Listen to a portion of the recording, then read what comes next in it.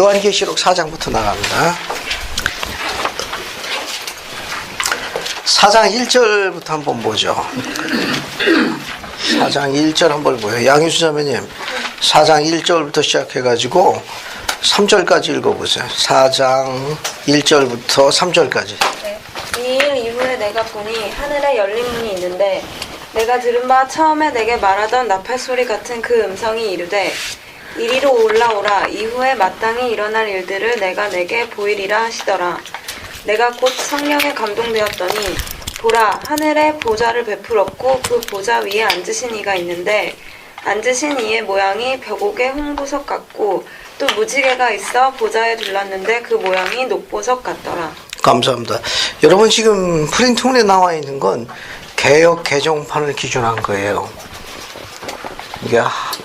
이게 성서공회에서 만든 개역 개정판을 만들었는데 또 이 번역이 마음에 안 드신다고 또 일부 학회가 별도로 또 번역이 되어 있습니다. 그러니까 이게 성서도 일반 교파에서 자기들 가치 기준에 따라 가지고 우리는 이렇게 주장하는데 가지고 또 다양한 성서가 나와 있습니다. 지금 여기 나와 있는 건 성서공회에서 하는 개역 개정판으로 이제 여러분 교회에서 이제 결정을 했기 때문에 그것을 이제 옮겨놓은 겁니다. 상황에 따라서는 조금씩 단어가 교파에 따라 변경될 수 있다는 거. 뭐 큰 차이는 없습니다. 자, 4장 1절 보세요. 이 일 후에 내가 보니 즉 하늘에 열릴 문이 있는데 이 일 후에 영문이 after this입니다. 이 말은 뭐냐면 여러분 그 화살표 쭉 따라가 보세요. after this 하는 거 이 일 후에 이건 일종의 하는 관용어이에요. 장면이 바뀔 적에 새로운 어떤 것이 시작될 적에 나타나는 일종의 관용어입니다. 여러분 화살표시 따라가세요. 여기 화살표시 쭉 따라가 보면은 단순히 시간상의 전후를 의미하는 것이 아니라 새로운 시연이라든지 계시로 전환됨을 가르치는 묵시적 문학상의 관용어기로 알려져 있습니다. 이루예라는 건 그냥 시간의 흐름만 언급하는 게 아니고 이제 새로운 계시나 새로운 시연이나 그 무언가가 이제 어둠 속에 있다가 아니면은 감춰져 있다가 빛 가운데로 드러나는 거예요. 이제 밖으로 드러나는 겁니다. 그럴 때 쓰는 용어가 바로 뭐냐? 이 일 후에 after this라는 단어입니다. 요한 계시록 7장 1절도 같은 단어가 나와 있습니다. 계시록 7장 1절도 한번 보세요. 이것도 장면 전환에 관한 용법입니다. 7장 1절도 뭐가 나와 있습니까? 이 일 후에 그게 6장과 내용이 전혀 다른 게 7장이에요. 완전히 이제 상황이 다른 걸로 바뀝니다.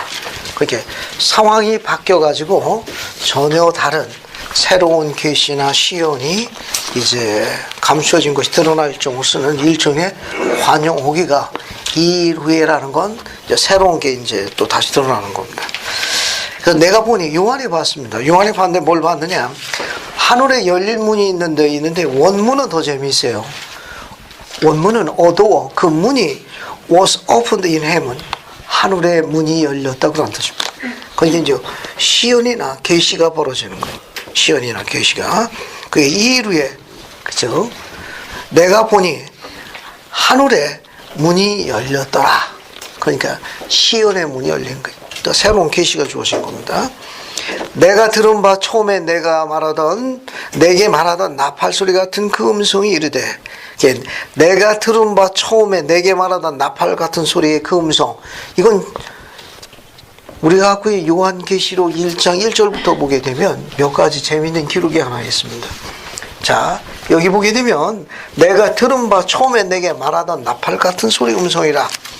요한계시록 자 1장 1절 보세요. 1장 1절 다시 1장 1절 봅시다. 그러면 1장 1절에 보면 예수 그리스도의 계시라 이는 하나님이 그에게 주사 반드시 속히 될 일 그 종들에게 보이시려고 그 뒤에 뭐라고 되어 있습니까? 그 천사를 그 종 요한에게 보내어 뭐 하신 것이라? 지시하신 것이라. 그러니까 바로 이 천사와 동일한 천사라는 걸 시사하는 거예요. 이번 뒤에 보면 그 천사가 뭐라고 했는가 하면은 이리 오라 이후에 마땅히 일어날 일들을 내가 내게 보이리라 하시더라. 마치 이 문장은 주님께서 직접 말씀하시는 것처럼 표현하고 있어요. 천사가. 이런 용법을 뭐라고 그러느냐? 위임받은 천사입니다. 그러니까 천사가 주님의 이름으로 1인칭으로 직접 사용할 수 있도록 그 권능과 권세를 위임받은 특별한 천사라는 걸 시사하는 거예요. 유용법. 유용법. 여러분, 그 유인물에 4-1을 보세요. 4-1. 요한은 앞으로 인류를 보았다. 마치 하나님의 아들 그 자신인 것처럼 1인칭으로 직접 말할 수 있는 명함을 받은 천사임을 뭐하고 있다? 언급하고 있다. 여기. 그러니까 이후에 마땅히 일어날 일을 내가 네게 보이라 하시더라. 마치 주님이 직접 요한에게 이야기하시는 것처럼 천사가 그런 주님의 1인칭으로 직접 사용할 수 있도록 그런 권능을 위임받은 천사라는 걸 시사하고 있다는 것. 자, 2절로 넘어갑니다. 내가 성령에 감동되었더니 보라 하늘에 보좌를 베풀었고 그 보좌 위에 앉으시니가 있는데, 즉 요 내가 성령에 감동되었더니 라고 되어 있죠. 그 위에 보면은 그 원문을 지금 적어 놨습니다. 거기에 4장 2절을 보면은 내가 곧 성령에 감동되었더니 그 원문은 I was in 그 다음에 the Spirit입니다. 내가 성령 안에 있었다, 그런 말입니다. 그러니까 성령에 감동되어 있다는 말은 뭐냐면 직역해가지고 내가 있었다, 뭐 안에? in the Spirit, 성령 안에 있었다니까 성령에 사로잡혔다, 감동되었다, 그런 말입니다. 번역은 이제 의역을 해놓은 거예요. 이건 내가 곧 성령에 감동되었더니, 이 말은 원문은 I was in the Spirit. 어떤 교파의 번역은 아주 직역을 해놓은 번역도 있어요. 내가 성령 안에 붙들렸나니, 뭐 이렇게 붙들렸나니, 아니면 성령 안에 거하였다니. 그 말은 성령 안에 감동되었다, 성령이 임했다, 이렇게 설명할 수 있습니다. 그러니까 지금 천사가 이야기한 메시지 같은 경우는 시에이나 계시는 전부 성신이 작동해야 합니다. 그래야만 그것을 이해하고 해석할 수 있어요. 그 다음에 이제 2절, 3절을 주의 있게 보면, 보라, 하늘에 보좌를 베풀었고, 이 보좌를 베풀었고, 보좌가, 하늘에 보좌가 있는데, 그 보좌에 앉으시니가 있더라. 앉으시니 모양이 이렇게 되어 있는데, 앉으신 분의 용모가라고 번역해도 됩니다. 그 모양을 갖다가 용모로 바꿔도 돼요. 앉으시니의 모양이, 혹은 앉으신 분의 용모가, 그 벽옥이라고 나와 있죠? 벽옥은 보석의 일종인데 일종의 다이아몬드로 알려져 있습니다. 벽옥. 홍보석은 그냥 이해하시면 돼요. 자스퍼로 되어 있는데 홍보석. 왼쪽 국진이 여기 나왔냐? 그게 아니고 이게 일종의 보석의 일종. 그 다음에 무지개가 있다고 되어 있죠? 네. 무지개가 있는데 보좌를 둘렀는데 그 모양이 녹보석 같다. 이 녹보석은 에메랄드의 일종으로 알려져 있습니다. 에메랄드로. 그러니까 앉으시니 용모가 벽옥과 홍보석 같고, 또 무지개가 있어 보좌에 둘렀는데 그 모양이 녹보석 같더라. 그러니까 이런 거 밑에 화살표시 따라가면 밑에처럼 번역을 할 수 있어요. 그 보좌를 둘은 무지개는 에메랄드 같이 보이더라, 이렇게 설명할 수 있습니다. 이게 그러니까 무지개가 있어 보좌를 둘렀는데 그 모양이 녹보석 같더라 말보다는 밑에 말이 훨씬 더 윤곽에 선명해요. 예, 그 보좌를 두른 무지개가 마치 에메랄드 같이 빛나더라.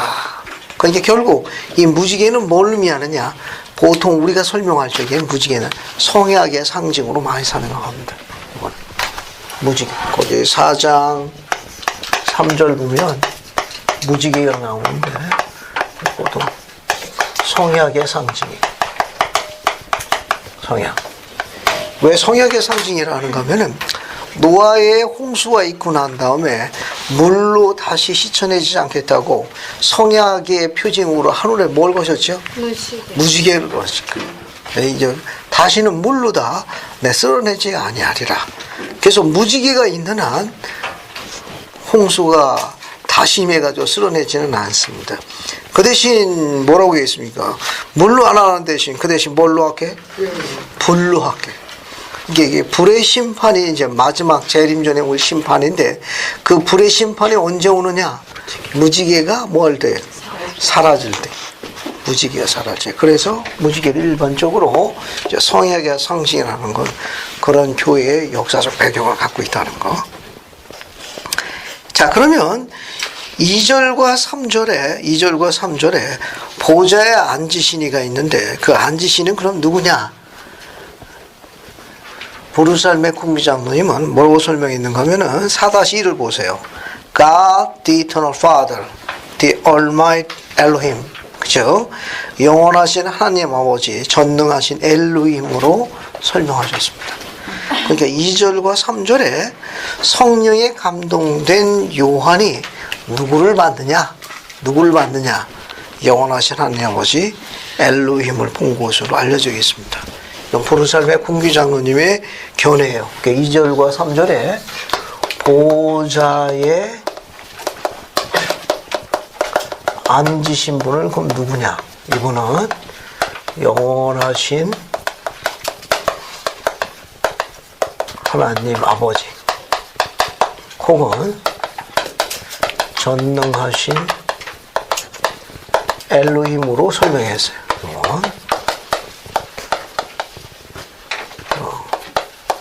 부르살 메콩 2절과 3절에 요한이 보좌에 앉으시를 봤는데 바로 그분이 누구냐? 앉으신 것이 거기 나와 있는데 벽과 홍보석 같은 걸로 둘러싸여 있고 또 그 보좌를 두른 무지개는 영롱하여 에메랄드 같이 빛나더라. 거기에 앉으신 분이 누구냐? 누구예요? 영원하신 하나님 아버지 또 엘로힘으로 알려져 있다는 거. 그 다음에 이제 4절 갑니다. 자, 4절부터 한번 읽어볼게요. 4절, 5절 한번 읽어보겠습니다. 자, 누가 있느냐? 김민정 자매 4절, 5절 한번 읽어. 또 보좌에 둘러 24 보좌들이 있고 그 보좌들 위에 24 장로들이 흰 옷을 입고 머리에 금관을 쓰고 앉았더라. 보좌로부터 번개와 음성과 우레소리가 나고 보좌 앞에 켠 등불 7이 있으니 이는 하나님의 7 영이라. 감사합니다. 여러분, 그 4절, 5절도 마찬가지예요. 이 아버지를 봤는데 아버지 말고도 또 다른 보좌가 있다는 거예요. 이렇게 보좌가 있는데 이 보좌라는 건 시트 해가지고 좌석, 그런 말이에요. 좌석, 의자. 또 보좌에 둘려 24 보좌가 또 그 의자가 있는데 그 시트가 있는데 그 보좌에는 누가 앉아 있는가 하면 24 장로들이 흰 옷을 입고 머리에 금관을 쓰고 앉았더라. 이 금관이라는 건 금으로 만든 면류관이 앉았어요. 금으로 만든 면류관을 썼더라. 또 보좌로부터 번개와 음성과 우레소리가 나고 보좌 앞에 켠 등불 7이 있으니 이는 하나님의 7 영이더라 하더라. 자, 그럼 하나씩 봅시다. 거기 24 보좌가 있는데 보좌 위에 누가 앉아 있습니까? 24 장로가 앉아 있죠. 거기 4장 4절에 24 장로들이 앉아 있습니다. 24 장로들이 앉아 있는데 이 장로들이 머리 보세요. 흰 옷을 입고 그 다음에 머리에는 뭘 썼습니까? 흰 옷을 입고 머리에는 금으로 만든 면류관을 쓰고 있었어요. 금으로 만든 면류관을 쓰고 있었습니다. 그럼 여기 나와 있는 24 장로는 누구냐 하는 거예요. 교리야성이야 77편 5절로 갑시다. 교리야성이야 77편 5절로 가요. 그래서 한번 읽어봅시다. 77편 5절. 교리야성이야 계시로 직접 주어진 거예요. 77편 5절입니다. 조은정 자매님 77편 5절 문답을 다 읽어보세요. 문 요한이 말한 24 장로를 우리는 어떻게 이해해야 하나이까? 답 요한이 본 그 장로들은 성령을 베푸는 일에 충실하고 죽은 장로들로서 이전에 7 교회에 속하여 있다가 그때 하나님의 낙원에 있었던 자로 이해해야 하느니라. 감사합니다. 요한이 말한 24 장로는 누구를 의미하느냐? 거기 답. 요한이 본 그 장로들은 성역을 베푼 일에 충실하고 죽은 장로들이, 여기 나와 있는 24장로들은 성역을 베풀고, 그죠? 성역을 베푸는 일에 뭐라고 되겠습니까? 거기 충실하고 죽은 장로들이, 죽은 장로들. 그러니까 성역을 베푸는 일에 충실하고 죽은 장로들이. 죽었으니까 어디로 갔을 거예요? 영의 세계로 갔는데, 영의 세계에서 충실한 자들이니까 하나님의 낙원으로 갔을 거예요. 하나님의 낙원으로 갔을 겁니다. 그럼 이 장로들은 어느 교회에 속한 사람들이? 7교회에 속한 자들. 7교회에 속한 관리요원들.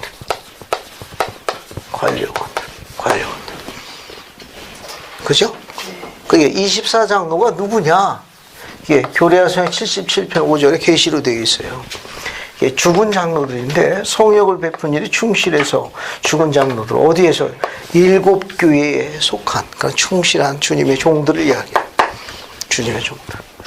근데 그 종들이 지금 하나님의 낙원에 가 있어요. 왜냐면 이제 죽은 장로였으니까 하나님의 낙원에 가 있는데, 그 요한은 시험이 열려가지고 뭘 봤다는 겁니까? 24장로들이. 어때? 멀리 봤다는 겁니까? 흰 옷을 입고, 머리에는 어떻다는 거예요? 금으로 만든 면류관을 쓰고, 이들이 어디에 앉아 있었다는 겁니까?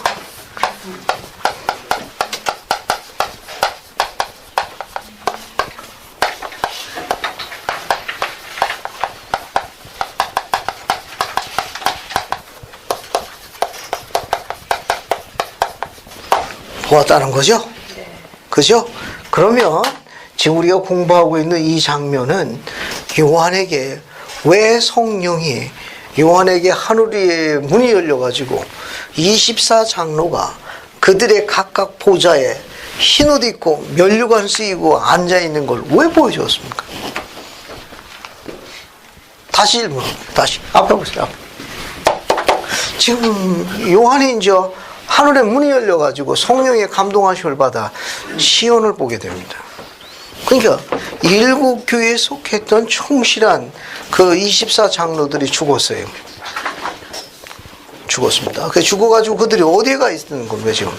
하나님이 지금 낙원에 가 있는 24장로들을 언급을 했는데, 요한이 그들을 자세히 보니까 앞에 보면은 영원하신 하나님 아버지, 전능하신 엘로힘께서 보좌에 앉아 계셨고, 그것도 다른 보좌를 또 본 거예요.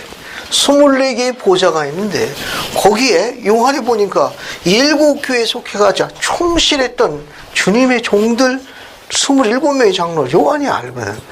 그 24장로들이 각각 그들을 보고 이제 앉아 있는데, 어떻게 앉아 있으냐?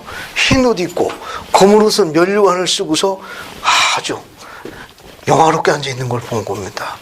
왜 성령은 요한에게 24보좌에 앉은 흰옷 입고 금면류관 쓰고 앉아있는 24장로를 보여준 이유가 무엇입니까? 그들에게 기용우 형제님. 그들에게 이런 것을 봤으니까 내가 너들 봤다, 그 충실하라는 것을 알려주기 위해서. 충실이라는 거 알려주기 위해서. 감사합니다. 또 뭐 수영이 할 말? 네. 지나친 사양은 건강 해로운데. 자, 요한 7개에 다 박 형님 잠깐만 천천히 이야기해요. 요한이 그 7개에 다 편지도 쓰고 그들 방문을 다 했을 거고, 그들에 대해서 사랑하고 이들이 이제 앞으로 어떻게 됐을까 그런 궁금함 때문에 알려주잖아요. 궁금하기 때문에. 감사합니다. 좋습니다. 정성호 형제 어떻게 생각해? 왜 요한에게 이렇게 보여줬을까? 당시 이제 영생의 약속을 주셨잖아요. 마지막에 그 약속을 다 지킨 자들은 이렇게 영광이 밀렸습니다. 감사합니다. 감독님 요한의 소망을 채워주려고요. 요한의 소망을 채워주기 위해서. 감사합니다. 앞에 보세요. 지금 이야기한 거 다 맞습니다. 다 맞는 거예요. 근데 중요한 건 뭐냐면, 요한이 이 계시록을 썼을 적에 이 기록을 전후 과정을 언급해 보면 지금 교회가 이제 배도에 접어들기 시작했습니다. 주님이 돌아가시고 그의 충실한 종들이 이제 다 사라지게 됐습니다. 교회들이 이제 전부 광야로 쫓겨가가지고 이제 점점 어떻게 됐어요? 이제 점점 교회는 배도로 접어들게 됐습니다. 7교회만 그나마 남아가지고 주님의 교회를 지탱하고 있었습니다. 근데 그들의 환난과 핍박과 시련이 쉽지 않았습니다. 그래서 요한이 이 메시지를 남긴 건 남아있는 충실한 자들에게 그들에게 위로를 해주기 위해서입니다. 다른 사람도 아니고 한때 같은 교회에서 같은 조직에서 봉사하고 함께 신앙생활을 한 사람들이, 남아있는 이 회원들도 그 사람들을 잘 압니다. 그들이 얼마나 충실했는지. 그들이 죽고 난 다음에 그들이 어떻게 되었느냐, 사라진 게 아니고 그들이 각각 승형에 이르기에 합당한 그런 택함을 받은 자다라는 걸 시온으로 허락하십니다. 그래서 쉽지 않지만 그 쉽지 않은 상에서 핍박과 박해와 그렇게 있는 충실한 회원들한테는 큰 위로와 평강의 메시지가 되었던 거예요. 그러니까 이것은 이 지금 나와 있는 이 부분은 이들이 현세에서 충실한 것을 주님께서 기뻐하시고 그들을 축복하셔가지고 궁극에는 승형에 이를 자들이라는 걸 보여주신 거예요. 그러니까 남아있는 현세에 남아있는 7교에 속하여 있는 사람들이나 후세에 공부하고 있는 우리들도 뭡니까? 우리도 충실하면, 즉 주님께서 칭찬하신 것을 굳게 잡고 책망하신 것을 회개하고 그러면 승형에 이른 자에게 주시는 약속을 성취한다는 것을 24장로들에게 보여주신 거예요. 그러니까 이들은 앞으로 승형에 오를 자들이 그것을 미리 땡겨서 보여준 거예요. 지금은 죽어가지고 어디로 가 있느냐? 하나님의 낙원에 가 있는 사람들이 죽어서 낙원에 가 있지만 궁극에는 어떻게 된대? 승형에 오른다는 거예요. 그러니까 그들이 각각 보좌에 앉아 있다라. 이 말은 뭐냐면 이게 승형에 오르기에 합당하다 그런 뜻이에요. 오르기에 합당하다.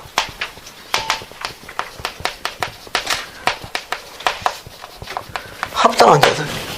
승형에 오르기에 합당한 자들이다. 그걸 묘사한 겁니다. 그리고 이들이 뭘 입었는가 하면은 뭘 입었습니까? 흰 옷을 입었다는 것은 해외왕국에 들어갈 자라는 걸 시사하는 거예요. 흰 옷은 해외왕국의 상징이에요.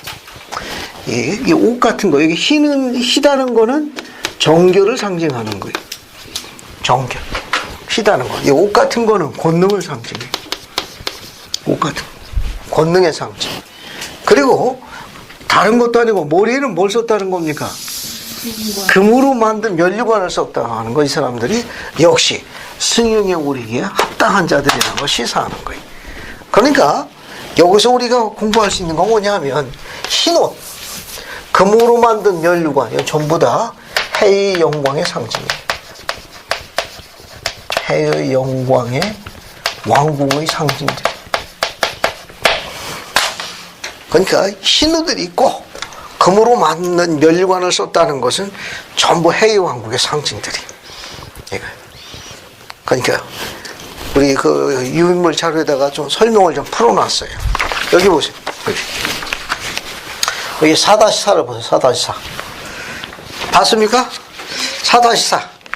24장로들이 흰 옷을 입고 머리에 금 면류관을 쓰고 앉았다는 표현은 그들이 승형에 이르기에 합당한 자들임을 묘사하고 있음을 나타내고 있다.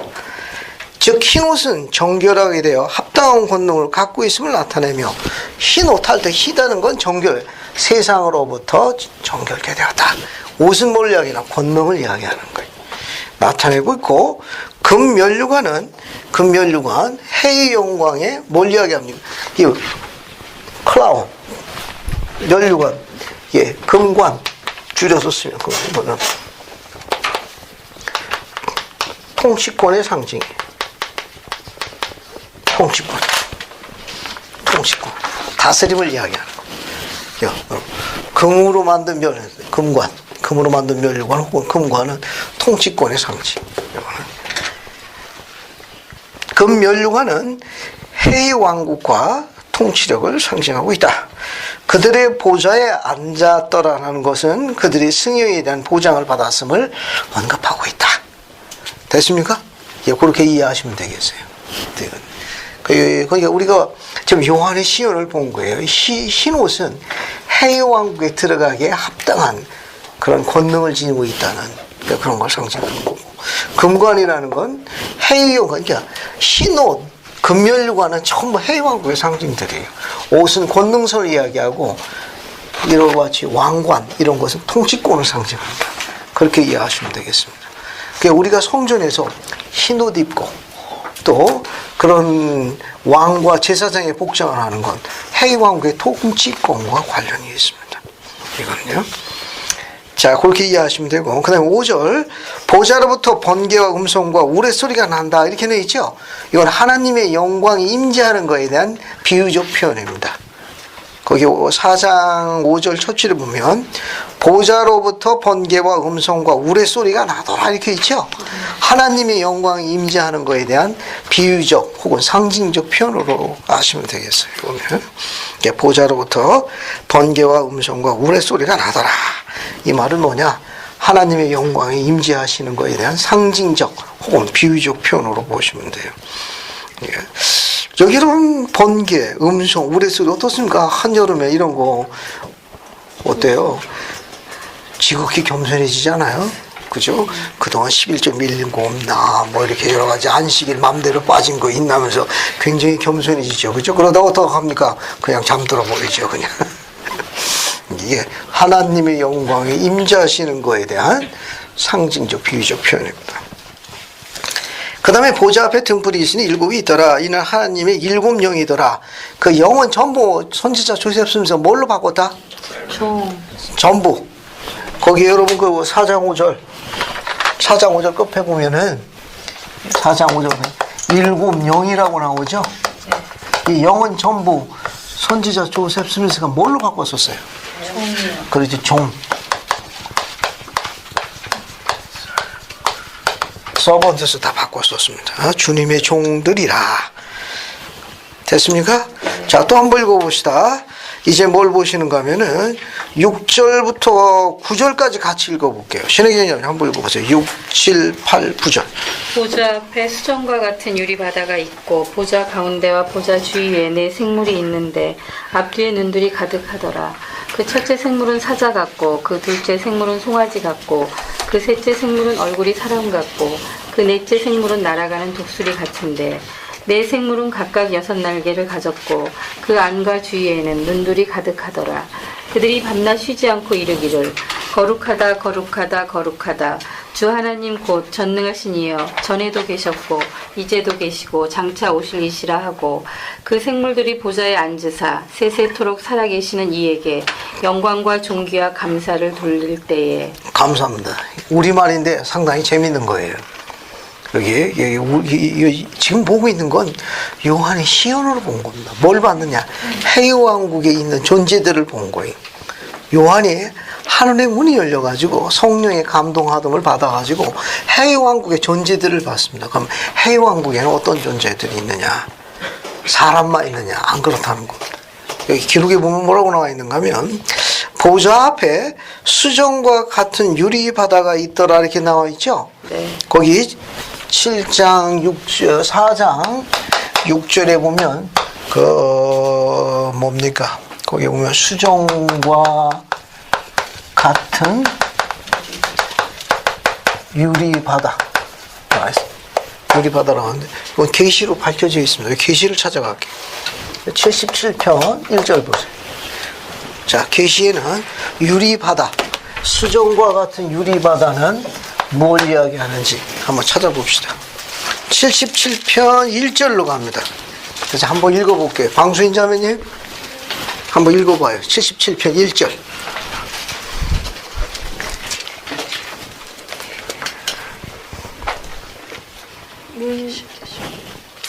계시록 4장 6절에 요한이 말한 유리바다는 무엇입니까? 자, 그것은 청결하게 되어 불멸하는 영원한 상태에 있는 지구니라. 감사합니다. 거기 보면 요한계시록 4장 6절에서 요한이 말한 유리바다는 무엇을 의미합니까? 답. 그것은 성결하게 되어 불멸하는 영원한 상태에 있는 지구리라. 결국 지구가 어떻게 된 상태를 유리바다라고 그래? 성결한. 그러니까 성결하게 되어 불멸하는 영원한 상태에 주니까 지구가 지금 뭘로 바뀐 겁니까?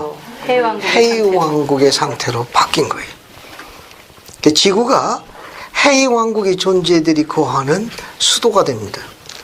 그게 지구가 해왕국으로 바뀐 상태를 뭐라고 그러느냐? 경전에서 그 비유적 표현으로 유리바다라고 그래요.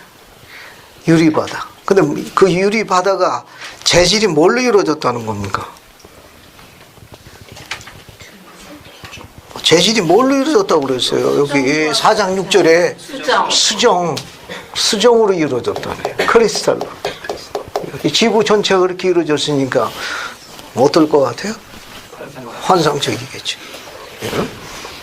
자, 그러니까 지금 해왕국의 상태로 전환된 지구가 하나의 커다란 보석이라는 겁니다.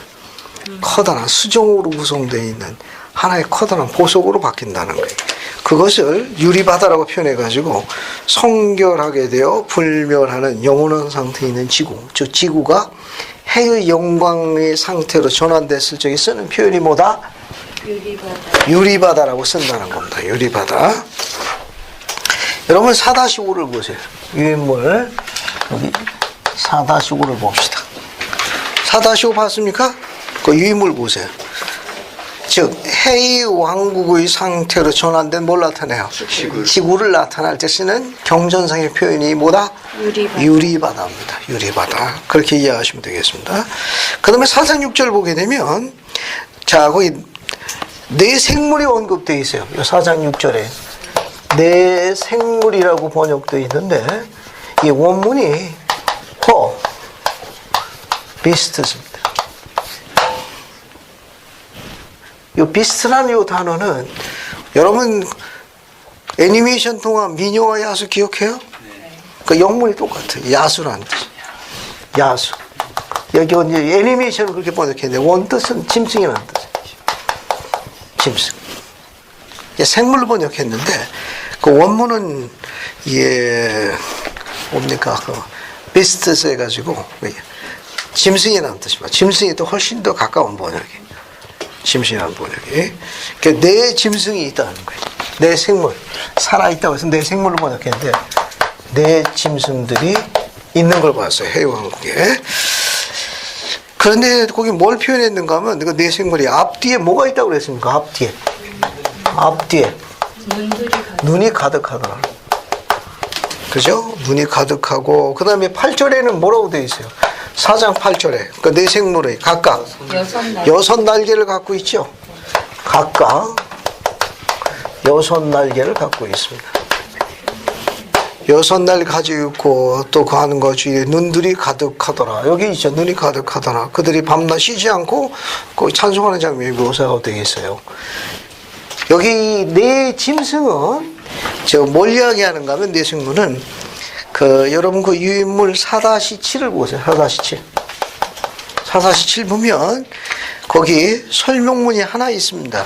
교리야 성약 77편 2절 설명문을 보세요. 계시로 보겠습니다. 계시로 77편 2절을 먼저 볼게요. 그래서 한번 읽어보겠습니다. 강미용 자매님 77편 2절을 좀 읽어주십시오. 같은 절에 언급된 내 짐승을 우리는 어떻게 이해해야 하나이까?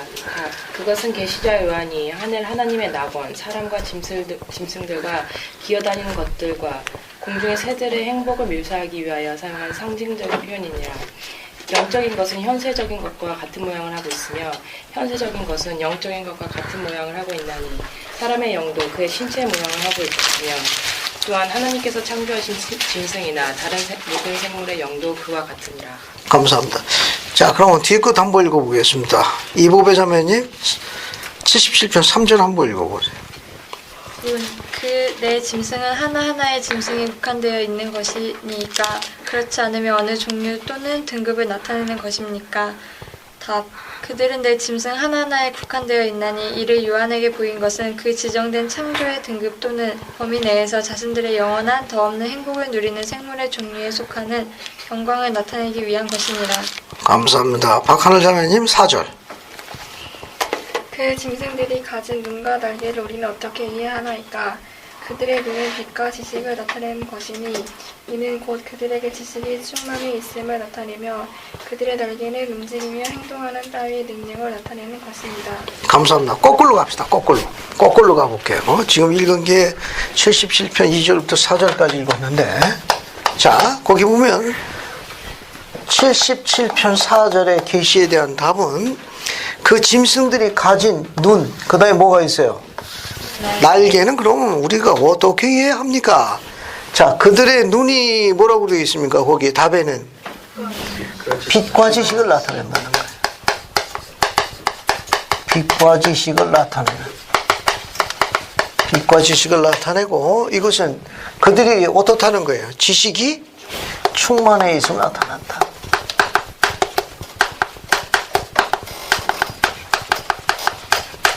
충만해 있음을 나타내. 그러니까 이 네 짐승이 앞뒤에 눈이 가득하다고 그랬습니다. 눈이 가득하다는 건 결국 이 말은 뭐냐? 전부 상징적 표현이에요. 이 네 짐승들이 빛과 지식을 가지고 있는데 그 상태가 충만하다는 거예요.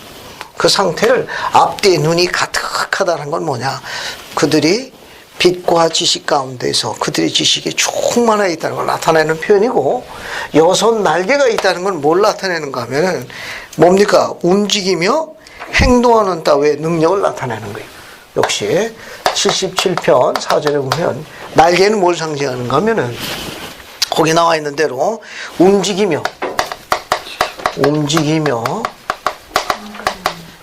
행동하는 따위의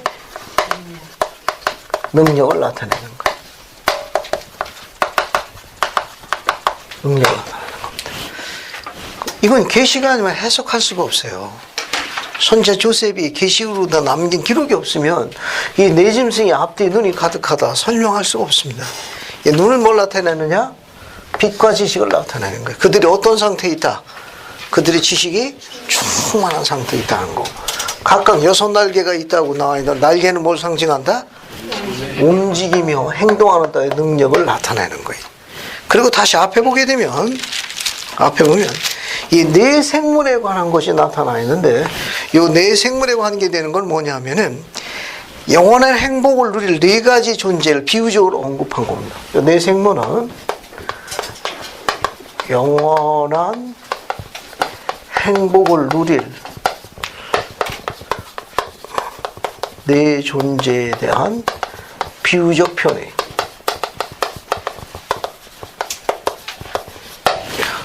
그러니까 이게 뭐냐 하면은 이게 해의 왕국의 이런 존재들에 관한 4가지 존재를 묘사했는데, 그 묘사가 어떻게 되어 있는가 하면은 여러분 거기 보세요. 거기 4장, 우리가 그 요한계시록 4장 7절 보면 이 4 존재가 나와 있습니다. 4 존재를 갖다가 여기 뭐라고 그랬어요? 4 짐승, 4 존재. 이게 요한이 본 건 지금 해의 왕국을 본 겁니다. 해의 왕국에 영원한 행복을 누릴 존재, 4 존재가 있다는 걸 비유적으로 묘사했어요. 그렇죠? 거기 보면 4장 7절 첫 번째 뭐라고 그랬습니까? 뭐라고 그랬어요? 사자각구라고 되어 있죠? 사자각구. 동물 같은 존재가 있다는 겁니다. 둘째, 송아지 같다는 거죠. 기어다니는 게 있다는 거예요. 이건 비유적 표현이에요. 비유적 표현. 그러니까 영원한 행복을 누릴 4가지 존재가 있는데, 여기 사자 같다고 이야기한 거는 동물을 이야기한 거고, 송아지 같다고 이야기한 것들은 기어다니는 것도 이야기한 거예요. 그 다음에 얼굴이 뭐 같고? 얼굴이 사람 같고, 이거는 뭡니까? 사람들. 뭐 사람, 뭐 인간이라고 해도 같은 표현이에요. 그다음 4번째 뭐가 있습니까? 날아가는 독수리 뭐 이렇게 되어 있죠? 이거는 공중의 새들. 그러니까 요한계시록 4장 7절에 언급되어 있는 이 존재들은 지금 요한의 해의 영광의 상태를 본 거예요. 그 영광의 뭡니까? 영원한 행복을 누릴 4가지 존재를 봤어요. 거기는 그게 해의 왕국에는 사람만 있는 게 모두 있다는 거예요. 동물도 있대. 또 기어다니는 것도 있고 또 공중의 새도 있다는 거예요. 이게 크게 네 종류로 나눠놨습니다. 근데 해외왕국에는 이게 사람만 가 있느냐? 그렇지 않다는 거예요. 거기에 뭐도 있다는 겁니까? 짐승도 있고 또 기어다니는 것도 있고 공중의 새도 있다는 거예요.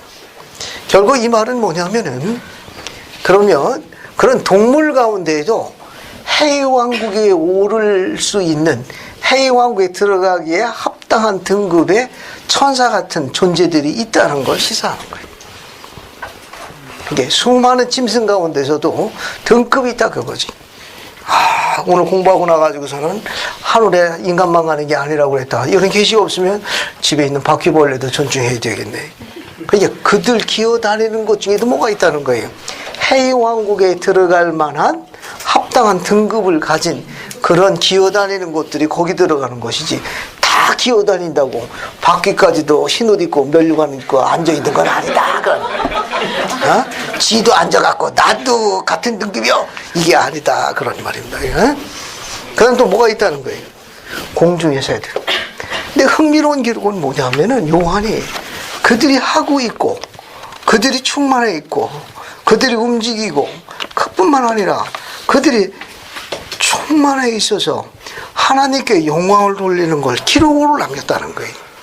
다시 보세요. 4장 8절 보면 이 네 생물은, 저 네 존재는, 네 짐승은 각기 6날개를 가졌다. 이런 말은 뭐냐? 움직이고 행동하는 그 능력이 극대화되어 있다는 거 이야기하는 거예요. 아주 극대화되어 있다는 거. 그 안과 주위에 눈들이 가득하다라게 되어 있죠. 이 말은 뭐냐? 그들이 충만해 있다는 상태를 이야기하는 겁니다. 즉 해외왕국에 거한 이 존재들이 빛과 지식이 충만하다, 그런 뜻입니다. 근데 그들이 뭐 했습니까? 그들이 밤낮 쉬지 않고 이르기를 뭐라고 그랬어요? 거룩하다 주 하나님 곧 전능하시니요, 전에도 계셨고 이제도 계시고 장차오실 한 뿐만 아니라 그 생물들이 보좌에 앉으사 세세토록 살아계신 이에게 뭐라고 그랬습니까? 영광과 존귀와 감사를 돌릴 때에, 이 말을 누가 이해했다는 거예요? 이 시온을 보고 있는 요한이 이해했다는 거예요. 그러니까 그들의 언어와 하는 것도 지금 뭘 하고 있습니까? 이해하고 있다는 거예요. 그러니까 지금 여기 이야기하고 있는 동물 기어다니는 거, 공중의 새들의 그들의 보좌에 앉으신 이에게 뭐라고 그랬습니까? 영광과 존귀와 감사를 돌렸어요. 뭐라고? 거룩하다 주 하나님 전능하시니요, 전에도 계셨고 이에도 장차 계시리라고, 이 큰 사랑을 그들이 하나님께 바치는 그들의 헌신적인 그분에 향한 이 열렬한 마음에 대한 그들의 찬양을 지금 뭐 한 거예요? 요한이 지금 보고 듣고 이해한 거예요. 듣고 이해한 겁니다. 그러니까 해외왕국에 가서 또 다 만국 통용화가 움직인다는 거 시사하고 있나. 만국 통용화. 집에 있는 고양이나 개한테도 존중받기 합당하도록 잘 생활해야 돼. 거기 가서 거기 또 잔소리 듣지 말고 또. 아유, 해도 너무하더라. 몰몬경도 얼마나 지긋지긋 다니는지. 아이고, 내가 해도 너무했어. 그런 소리 나중에 듣지 말고 또. 자, 이해하겠습니까? 자, 10절, 11절도 마저 보세요. 이거 다 같이 한번 읽어보겠습니다. 정준희 형제님, 10절, 11절 읽어봐요. 24장로들이 보좌에 앉으신 이 앞에 엎드려 세세토록 살아계시는 이에게 경배하고 자기의 관을 보좌 앞에 드리며 이르되, 우리 주 하나님이여, 영광과 존귀와 권능을 받으시는 것이 합당하오니 주께서 만물을 지으신지라 만물이 주의 뜻대로 있었고 또 지으심을 받았나이다 하더라. 감사합니다. 10절 보면 24장로들이 각각 보좌에 앉으신 이 앞에 14장로들이 보좌에 앉으신 이 앞에 엎드려 세세토록 살아계신 이에게 경배하고 그들의 관을 보좌 앞에 드리며 이 길을, 거기 또 찬송하는 장면이 나와 있죠. 같이 묘사하면 되겠습니다. 그 다음에 11절, 우리 주 하나님의 영광과 존귀, 거기 뭐가 나옵니까? 권능이 나오죠. 권능. 네. 거기 4장 11절에 거기 이쪽에다 씁시다.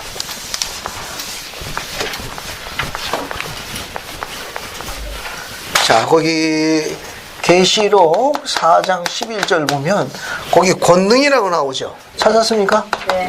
이 권능인데, 이 권능이 되어 있는 부분이 파워로 되어 있어요. 파워로 되어 있습니다. 그런데 계시록 같은 장 2장 26절 봐요. 계시록 2장 26절.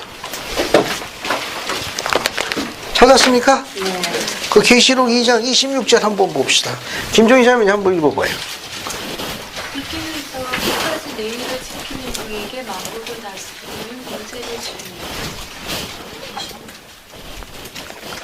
계시록 네, 맞아요. 아니, 지금 계시록 2장 26절 읽은 거예요? 네. 그러면 이기는 자와 끝까지 내 일을 지키는 그에게 만국을 다스리는 뭐라고 되어 있습니까? 권세로 나오죠. 감사합니다. 권세. 영문이 똑같아요. 또 파워예요. 여기 26절도 만국을 다스리는 여기 권세라고 되어 있는데 여기도 같이 영문이 파워예요. 그러니까 이 파워란 단어를 권능으로 번역한 거는 4장 11절에는 권능으로 번역되어 있고 계시록 2장 26절은 뭘로 번역되어 있다? 권세라고 번역되어 있습니다. 그러나 기본 원리를 알아두셔야 돼요. 교회에서는 번역 지침을 정했습니다.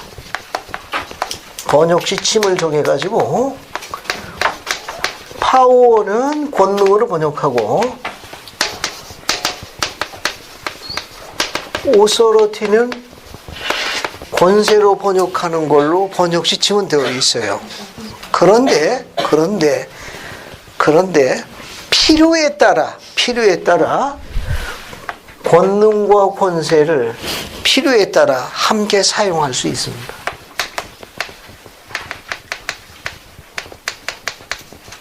공동 사용이 가능해요. 그래서 지금 계시록 4장 11절에 보게 되면 파워를 권능으로, 계시록 2장 26절에는 만국을 다스릴 권세로 번역되어 있어요. 우리가 그는 경전 안내서를 한번 봅시다. 경전 안내서 34, 35쪽을 보세요. 경전 안내서 34, 35 경전 안내서를 봐요. 거기 권능을 찾아봐요. 권능. 네. 찾았습니까? 네. 권능 거기 뭐라고 나와 있어요? 영문이 파워 또한 권세. 그러니까 필요에 따라서는 뭘로 번역될 수 있다? 권세로 번역될 수 있습니다. 이 권세로 번역될 적에는 능력, 힘 뭐 이런 뜻을 갖고 있을 때가 많아요. 그렇죠? 여기 파워가 필요에 따라서는 이렇게 권세로 번역될 수 있는데 이건 이제 능력, 힘 이런 뜻을 많이 갖고 있어요. 그때 그 문장에 어떤 능력이라든지 힘의 크기를 나타낼 때는 권세라고도 번역을 많이 합니다. 권세라고도. 거기 보면 여러분 설명문 한번 보세요. 어떤 일을 행하는 뭡니까? 능력. 또는 사람 또는 사물에 대한 권능을 가짐은 그것들을 통제하거나 명령하는 능력을 지닌 것이다. 경전에서 권능은 종종 하나님의 권능 또는 하늘의 권능과 연결되어 있다. 그것은 종종 신권의 권세와 밀접하게 관련되어 있으며 이는 하나님을 대신해 행할 수 있는 허가 또는 권리이기도 하다. 이렇게 되어 있습니다. 이거는. 자, 그 다음에 여러분 거기 쭉 보시면 이 권능이라는 단어 여기 35쪽 위에서부터 하나, 둘, 셋, 넷, 다섯 번째 줄을 봐요. 거기 보면 받아들이는 자들에게는 하나님의 자녀가 되는 뭐라도 되어 있습니까? 권세를 가져다. 요한복음 1장 12절의 말씀이에요. 거기 보면 파워가 뭘로 번역되어 있다? 권세로 번역되어 있어. 권세로. 그 다음에 오직 성령이 너희에게 임하시면 너희가 뭘 받고? 거긴 뭘로 되어 있어요? 권능을 받고. 사도행전 1장 8절에는 뭘로 번역되어 있다? 거기는 또 권능으로 번역되어 있어요. 됐습니까? 네. 또 권세는 하나님으로부터 나지 않음이 없음이나니 로마서 13장 1절에는 또 뭘로 번역되어 있어요? 권세. 거기는 또 권세로 번역되어 있어요. 또 뒤에 봐요. 너희는 구원을 얻기 위하여 믿음으로 말미암아 하나님의 능력으로 보호하심을 받았느니라. 베드로전서 1장 5절의 말씀이에요. 거기 또 뭘로 번역되어 있어요? 능력으로 번역되어 있어요. 능력으로. 거기까지만 합시다. 뭐 이것만 해도 벌써 머리가 아프기 시작할 테니까. 이 말은 뭐냐면은 번역지침이 그렇게 돼 있다 하더라도 거기에 꼭 그대로 파워는 무조건 권능으로, 오소리티는 무조건 권세로 번역하지는 않는다는 거. 알겠습니까? 그건 이제 필요에 따라 가지고 그 문장이 능력이나 힘을 나타낼 때는 파워를 권능이라기보다는 권세라고도 번역할 수가 있다는 겁니다. 됐습니까? 오소리티도 마찬가지예요. 권세라기보다는 이 오소리티는 또 뭐가 있는가 하면 밑에 맨 밑에 봐요. 맨 밑에 35쪽 맨 밑에 봐요. 맨 밑에 보면 뭐라고 되어 있습니까? 거기 권세가 나오죠. 오소리티. 그 다음에 또 한 뭐라고 되어 있어요? 권능. 필요에 따라는 뭘로 번역할 수 있다? 권능이라도 번역할 수 있다는 거예요. 그러면 언제 권능으로 번역하는가 하면 앞에 봐요. 권능선에서 주어지는 어떤 승인이나 허락을 나타낼 때는 오소리티를 권능이라고 번역합니다. 그게 이 오소리티라는 건 원래는 권이라는 뜻이에요. 잘 봐요. 저를 보세요. 쉽지는 않은데 그냥 원리는 이해하시면 돼요. 원래 파워라는 건 능력이라는 뜻이 더 많아. 능력, 힘이 크기 때문에 일반적으로 말씀을 보존하는 기독교에서는 권세로 더 많이 번역합니다. 왜냐하면 그 파워가 힘이나 능력의 크기를 나타내기 때문에 오히려 권세로 더 많이 번역돼요. 오히려. 그러나 상황에 따라 가지고 권능이라도 번역됩니다. 근데 오히려 파워는 권세로 더 많이 번역돼. 그때는 언제냐? 이 파워가 힘이나 능력이나 크기를 나타낼 경우가 더 많기 때문에 그래요. 그리고 이 파워라는 건 즉 일반적으로 권능이라고 하는 것은 승인 혹은 허가예요. 뭐에 의해서? 권능선에 의한 이런 승인 허가를 나타낼 때는 이거는 오소리티 쪽에 가까워요. 오소리티 쪽에. 그러니까 이게 승인 허가니까 성임을 통해서 오는 거예요. 성임을 통해서 오는 승인이나 허가를 나타낼 때는 권능이라고 번역하는데 이때 권능의 뜻은 오소리티라는 뜻이 더 많아요. 이때는 오소리티라는 뜻을 더 많이 써요. 오소리라는 뜻을. 그러나 어떤 사람이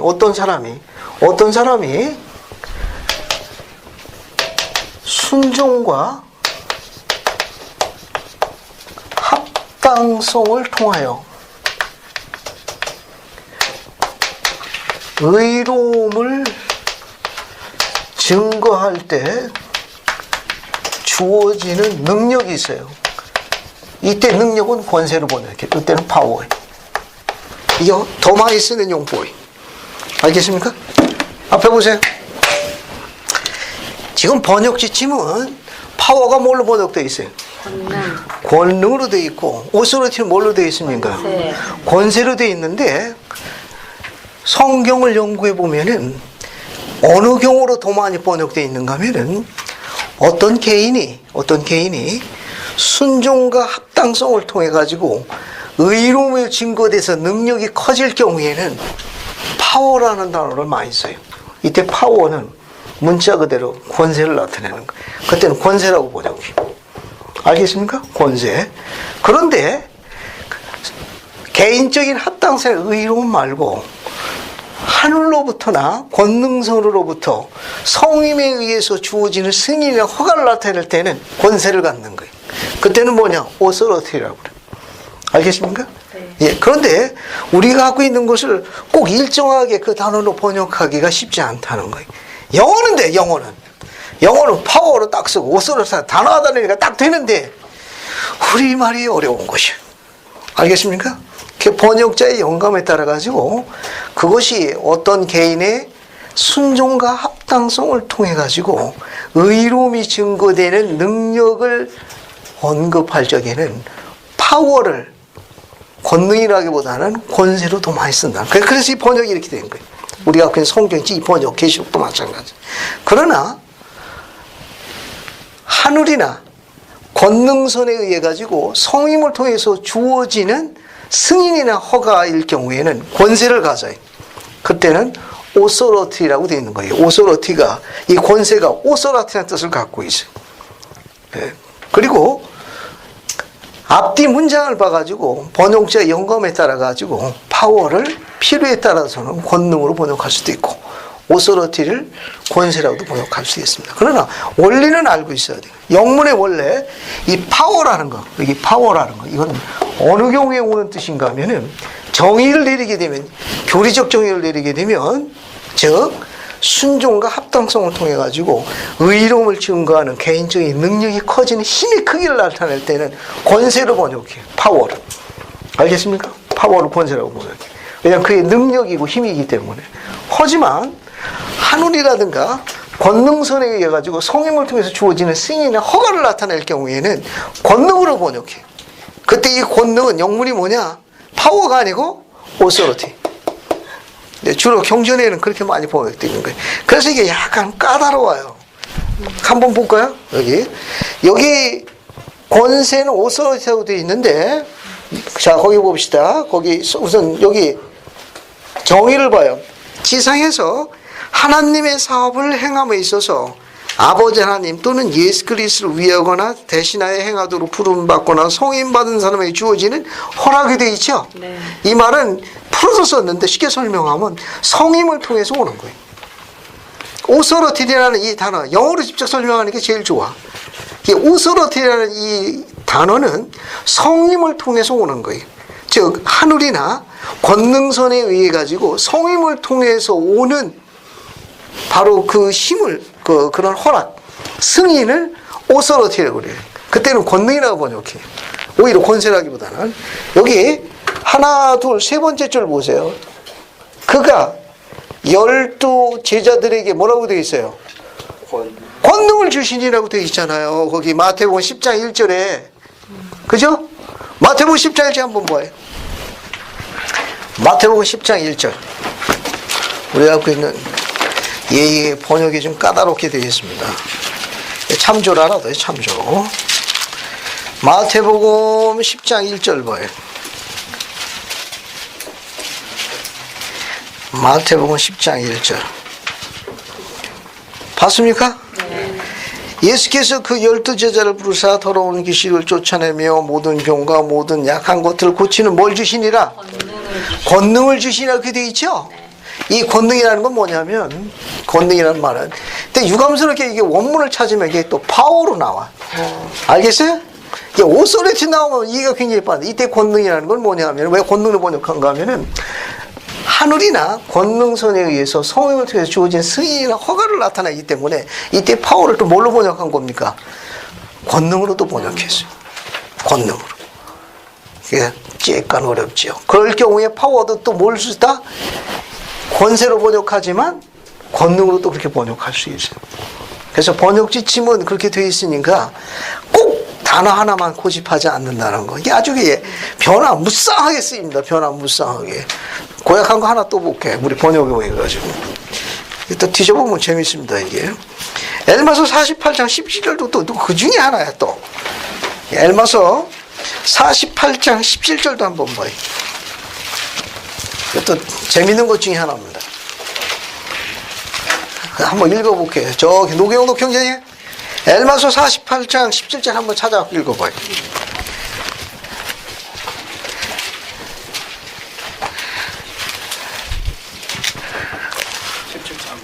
48장 17절 엘마서. 과연 진실로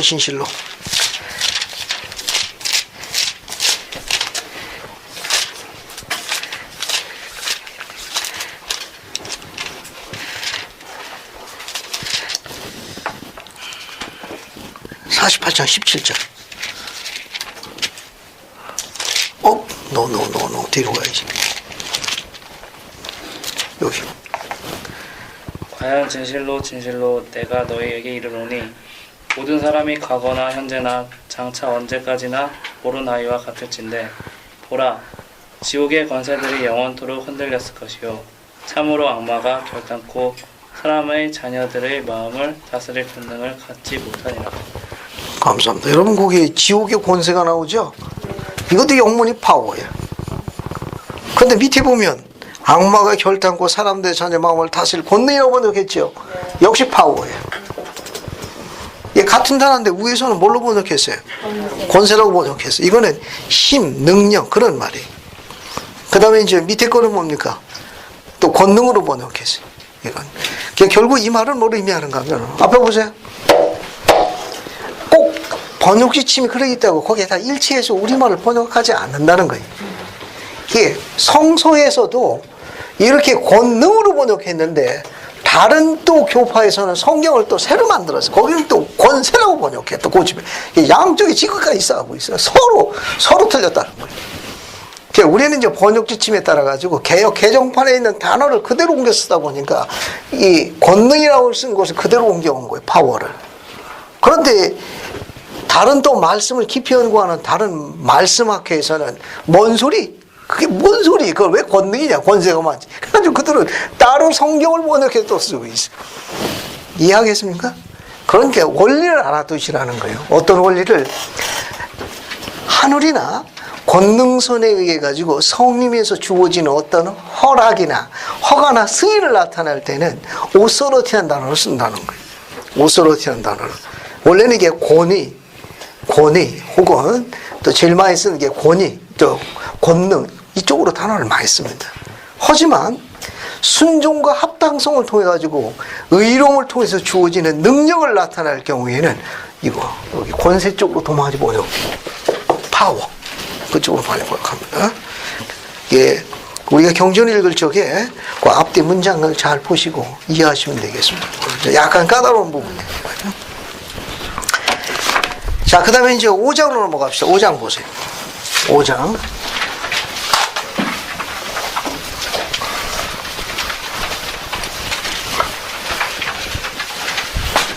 자, 5장 보세요. 자, 5장을 보게 되면 이것도 재밌습니다. 여기도 보면 내가 봄에 보좌에 앉으시니 오른손에 뭐가 있습니까? 두루마리가 되어 있죠. 두루마리가 있는데 안팎으로 썼고 7윙으로 봉해졌더라. 이 두루마리의 원문은 북입니다. 한 권의 책이라고 되어 있는데 그 당시에 책은 두루마리. 화살표시 따라가요. 화살표시. 5장 1절 두루마리. 위에 북이라고 되어 있죠. 한 권의 책이라는 뜻입니다. 화살표시 따라갑시다. 양피지를 길게 이어 둥글게 접은 두루마리를 의미한다. 됐습니까? 그렇게 이해하시면 돼요. 이거는 거기 양피지를 길게 이어 둥글게 접은 이거 두루마리라고 여러분 많이 봤죠? 그걸 이야기하는 겁니다. 여러분들 보통이지. 이렇게 생긴 게 있어요. 그래서 쭉 폈다가 접었다 하는 거. 양면으로 기록하기도 하고 한 면만 기록하기도 하고. 이걸 그냥 두루마리. 그 당시 책이라고 한 건 그런 책을 이야기한 거예요. 이거는. 자, 그 다음에 그 뭡니까? 7인으로 봉하였더라. 7인으로 봉하였더라. 자, 이게 재밌는 게 뭐냐면은 이제 이 두루마리에 여기 앞에다가 예를 들어가지고 여기 갖다가 밀랍으로다가 봉해했습니다. 이렇게 봉했습니다. 밀랍으로. 아무나 이거 허락받은 사람만 이걸 봉인을 뜯을 수 있었어요. 밀랍으로다가 여기 붙인 다음에 자기의 권능선을 나타내는 그런 어떤 직인이나 이런 걸 찍었습니다. 그래서 허락받은 사람만 뜯을 수 있지 아무나 못 뜯어. 그래서 7인으로 봉했다는 것은 그 두루마리가 7개가 있는데 한 두루마리마다 이 봉인을 뜯을 때마다 지구의 한 역사가 시작되는 거예요. 디스펜세이셔널 경륜의 시대가 시작되는 거예요. 지구는 7경륜의 시대가 있습니다. 그래서 한 년씩 될 적에 지구에 경륜의 시대가 시작되는 거예요. 바로 누가 여느냐? 그 설명이 나옵니다. 자, 설명이 나오는데 거기 보세요. 7인으로 봉한 책은 뭐냐? 유인물 보세요. 유인물 5-1. 요한이 본 7인으로 뒤를 봉한 책에는 무엇이 수록되어 있느냐? 거기 4개가 들어 있습니다. 1번, 2번, 3번, 4번. 알겠습니까? 77편 6절을 보세요. 교리하서냐? 77편 6절을 보면 7인으로 봉한 책 안에 수록되어 있는 거. 수록되어 있는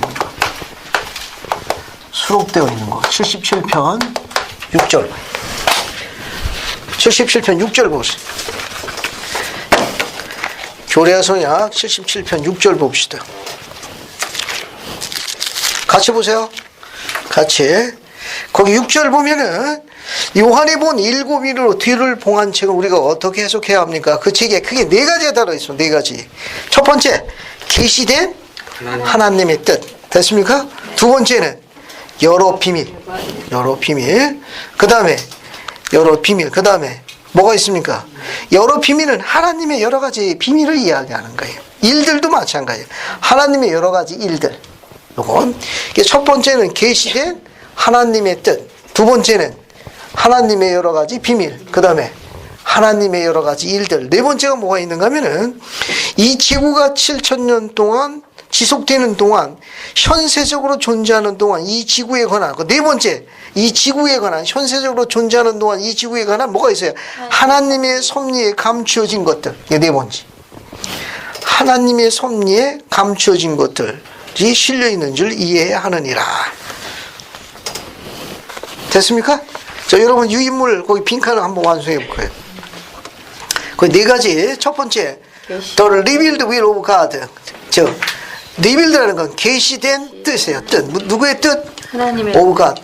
계시된 하나님의 뜻이 일곱 위로 봉인된 책 안에 수록되어 있는 거예요. 두 번째는 하나님의 여러 The mysteries of God. 미스터리. 하나님의 미스터리 하지 않겠다. 그렇잖아요. 여러 가지 비밀들. 하나님의 여러 가지 비밀들. 원문은 미스터리지. 신비로운 것들. 하나님의 여러 가지 신비로운 것들. 또 뭐가 있습니까? The works of God. 하나님의 여러 가지 일들. 하나님의 일들. 일들이라는 건 뭐냐면 보통 우리가 종교적인 용어로 쓸 때는 하나님의 역사라고 그래요. 하나님께서 역사하신다. 이 말은 뭐냐? 하나님께서 수행하신다. 하나님께서 일하신다. 그래서 우리가 보통 종교적 용어로 쓸 때는 하나님이 역사하신다. 하나님이 일하신다는 설명보다는 종교적 용어로 쓸 적에는 역사하신다. 하나님의 역사들. 보통 이렇게 설명도 해요. 같은 용어입니다. 보통 역사라는 단어를 더 많이 쓰기도 합니다. 자, 그 다음에 네 번째. 이 지구가 7,000년 지속되는 동안 곧 현세적으로 존재하는 동안 이 지구에 관한 하나님의 뭡니까? 하나님의 섭리에 감춰진 것들. 감춰진 것 밑에 용말 The hidden things. 감춰진 것들. hidden things. 감춰진 것들. 뭐에? Of his economy. economy는 경제란 뜻이 아니에요. 무슨 뜻인가 하면 그 밑에 봐요. 그 밑에. 즉 섭리로 번역했죠. economy 경제를 하나님의 경제를 번역하면 안 돼. 이건 섭리라고 번역해야 돼. 이건 섭리라는 말은 다스림, administration과 같은 말이다. 그래서 economy라는 뜻은 경제를 나타내는 게 아니라 다스림을 이야기하는 거예요. 다스림, administration 해가지고. 그러니까 원문에 나와 있는 economic을 하나님의 경제에 감춰진 것 이렇게 번역하면 안 돼요. 그 economic에는 administration 해가지고 일종의 다스림을 이야기하는 거예요. 저 하나님의 섭리에 감춰진 것들. 그러니까 섭리라고 번역하는 게 제일 무난해요. economic, 섭리로. 됐습니까? 자, 그 다음에 이제 5절 봐요. 5장 5절. 5장 5절 보면 장로 중 한 사람이 내게 말하되 울지 말라. 그럼 누가 그 봉인한 걸 뜯으냐? 유다 지파의 사자 다윗의 뿌리가 이기었으니 두루마리와 그 일곱인을 떼시라 하더라. 누가 떼느냐? 유다 지파의 사자 다윗의 뿌리가 뗄 것이라. 거기 5장 5절 보세요. 5장 5절 보면은 유대 지파의 사자 다윗의 뿌리 이렇게 되어 있죠.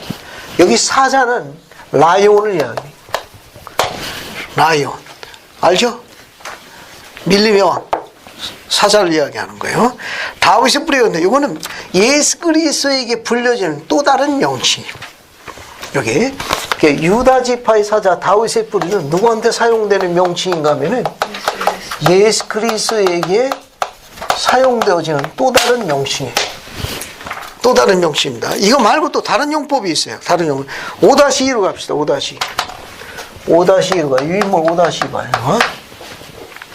5-2 보면은 유다 지파의 사자 거기 나왔네. The lion. 이 단어가 어디 나오느냐? 창세기 49장 9절부터 10절에 언급되어 있어요. 즉 다윗의 뿌리, root of David는 예수 그리스도 메시아를 가르치는 또 다른 하나의 명칭입니다. 그런데 요한복음 7장 42절 보면 The seed of David 해가지고 다윗의 씨라는 단어도 나와요. 다윗의 씨. 이 seed라는 말은 씨라는 뜻이에요. 근데 이것도 역시 예수를 가르치는 메시아 또 칭호입니다. 그러니까 이 칭호 말고도 또 뭐가 있냐? 다윗의 씨. 이것도 역시 그리스도의 주어지는 또 다른 호칭이에요. 또 주님께 사용되어지는 예수에 사용되어지는 호칭이 유다 지파의 사자, 다윗의 뿌리라는 명칭도 있고 또 다윗의 씨라는 명칭도 전부 누구한테 사용되는 거예요? 예수 그리스도에게 주어지는 메시아적 호칭으로 알려져 있다는 거.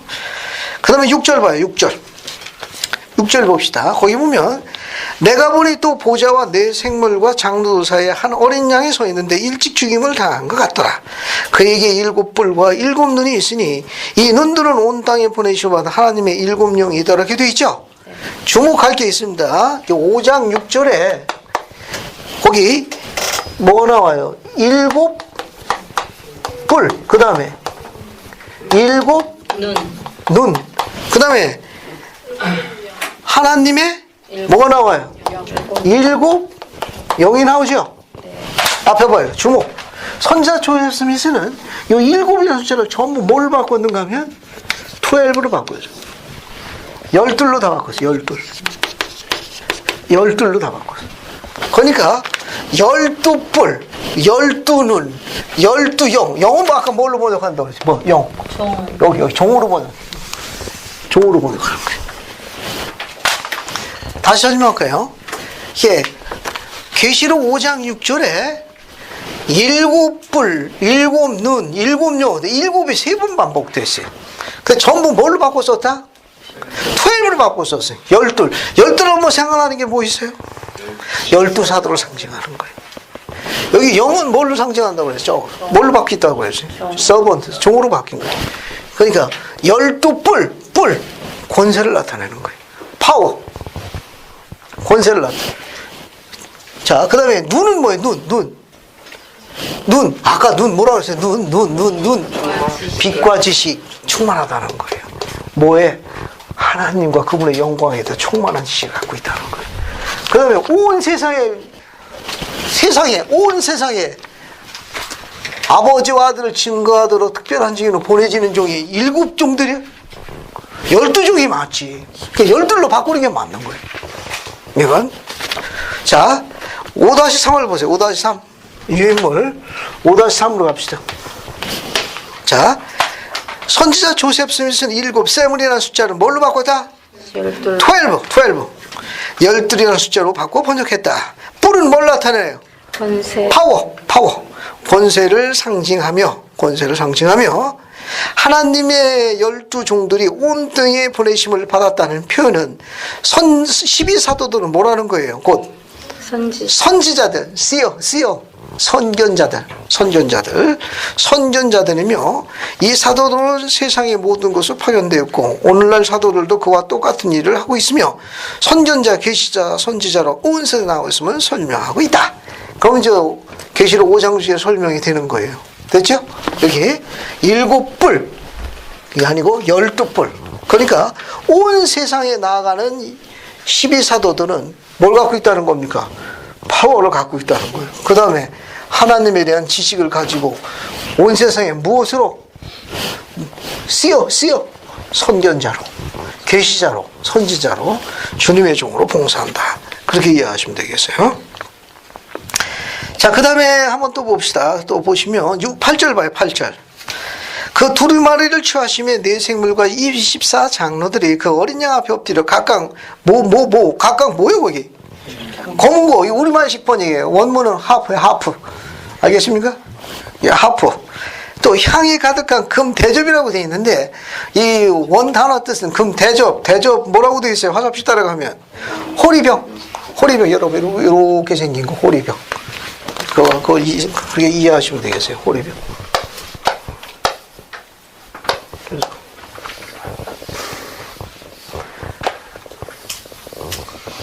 이게 호리병. 이렇게 생각하시면 되겠어요. 자, 그런데 향이 가득한 금대접, 금호리병들은 성도들이 뭘 나타낸다? 기도를 나타낸다. 화살표에 따라 화살표시에 설명을 더 붙여놨어요. 자, 향이 가득한 금대접은 성도들의 기도를 의미하며 이는 하나님이 그들의 기도를 소중히 여기시고 듣고 계시고 그들의 간원대로 들어주신다는 위로를 담고 있다는 표현이다. 됐습니까? 이거 여기 향이 가득한 금대접을 가지고 있어요. 이 향은 성도들의 뭡니까? 기도다. 앞에 보세요. 할 일 없는 과학자 시리즈가 있죠. 그런데 근거가 있습니다. 할 일 없는 과학자라고 얘기하면 그 과학자가 또 심상하다니까 취소할게요.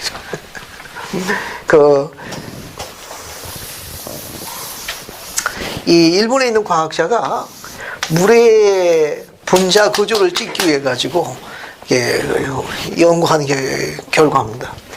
그러니까 우리 몸에 제일 좋은, 우리 몸을 소생시키는 그 물이 육각수 구조를 갖고 있다고 합니다. 육각수. 이거 황금 분자라고 그래요. 황금 분자. 육각수의 분자 구조를 갖고 있다는 거예요. 그래서 이제 그것을 이제 사진을 크로즈하기 위해 가지고 과학자가 연구를 많이 했는데, 그래가지고 이런 실린더 안에다가 아주 순수한 성분이 섞이지 않은 아주 순수한 물, 그 증류수 같은 물을 집어넣고 이 안에다가 깨끗한 셀로판 같은 데다가 사랑, 소망, 믿음, 감사 뭐 이런 거 좋은 것을 집어넣었답니다. 다른 한 실린더에는 멸망, 저주, 죽어 뭐 이렇게 아주 악담이나 모든 저주선말을 다 집어넣었다네.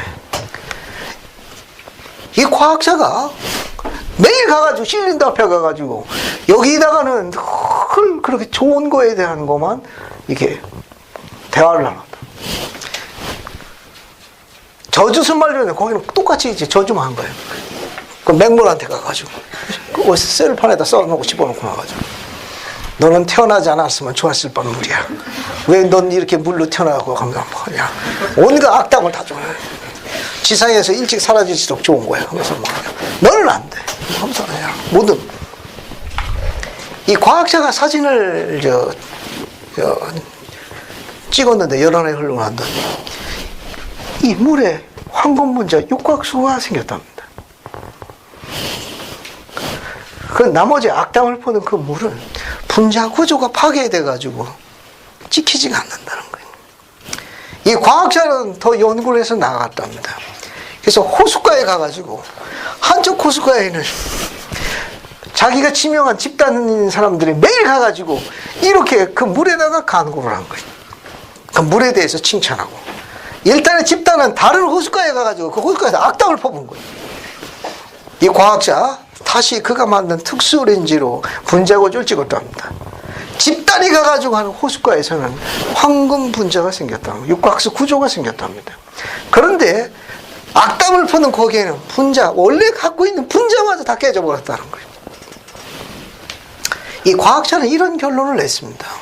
우리는 기독교인이나 비교도이끼거나 종파에 관계없이 믿음을 가지고 소망대로 간구하는 자들이 그 믿음대로 이루어진다는 과학적 이론을 가질 수 있다고 설명했습니다. 그러니까 과학적으로는 증명할 수 없지만 적어도 이런 분자 구조를 가지고 소망이 그들이 믿음대로 이루어진다는 강력한 이론적 근원을 갖고 있다고 설명했습니다.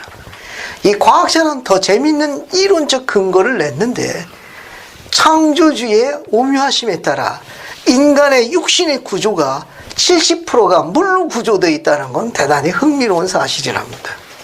우리가 70%가 물로 구성이 되어 있어가지고 매일 그가 소망하는 바를 강력한 믿음으로 간구할 적에 그 물이 육각수 분자 구조로 바뀐다는 걸 증거할 수 있다고 이야기했습니다. 그러나 그가 좌절하고 실망하고 낙담하게 되면 기존에 갖고 있던 육각수 구조도 파괴된다는 걸 과학적으로 증거했습니다. 우리가 왜 소망하는 바를 우리가 주님께서 그분이 신앙, 소망, 사랑 이와 같은 것을 언급할 적에 왜 그런 부분을 가르쳤는데 대한 충분한 이유를 갖고 있다는 거예요. 그러니까 주님께서 우리에게 뭐라고 했는가 하면은 너희들의 소망이 믿음대로 성취되나리라는 신앙의 기도를 가르치셨습니다. 그 신앙의 기도가 소망대로 이루어진다는 거예요. 그러니까 이 과학자는 그런 지식적 배경 없이 과학적으로 조사한 거예요. 우리 몸이 70%가 물로 구성되어 있습니다. 만약에 우리가 의로운 소망을 가지고 온 마음을 다한 이루어지겠다는 의로운 소망을 가지고 믿음대로 아침 저녁 부지런히 간구하게 되면 우리 몸이 70%가 물이라니까 육각수 구조가 황금 구조로 바뀔 거예요. 결국 우리 영혼이 치유를 받고 충만함으로 차게 될 거예요. 그래도 악착같이 기도 안 하죠. 오늘 다시 이야기 아닌가? 집에 돌아가시게 되면 기도에 대해서 다시 관심을 갖기 바랍니다. 왜? 계시에는 그렇게 되어 있어요. 향이 가득한 금대접은 성도들의 기도라. 그 향은 관련이 있습니다. 관련이 있어요. 그 여러분은 주님께 어떤 향을 보냅니까? 그분한테. 좋은 향기는 어때요? 가까이 하고 싶죠. 아, 너무 좋아. 어때요? 상큼하고. 그게 어때요? 가끔 가다 이제 집안일 뭡니까? 저 집에 와서 퇴근해가지고 이제 아파트 엘리베이터 타게 되면 누가 음식물 쓰레기 그거 갖다가 그냥 흘린 거예요. 짰네. 지근하고. 혹시 하나님께 그런 향을 보내는 거 아니에요? 주님이 들으시다가도 역겹다 하실 거예요. 하나 어떻습니까? 향이 좋은 것을 아이고 특별하고 조금 전에 이야기한 천사에게 지명하실 거예요. 그러니까 웬만하면 땡겨서 좀 들어줘라 하실지 누가 합니까? 기록은 아주 선명하게 되어 있어요. 5장 8절에 보게 되면 향이 가득한 금대접을 가졌으니 이 향은 성도들의 기도니라 라고 되어 있습니다. 기도 생활만 철저히 점검해도 소망하는 바를 신앙대로 이룰 수 있습니다. 그분에게 불가능한 건 없어요. 특히 우리 딸들에게 부탁드립니다.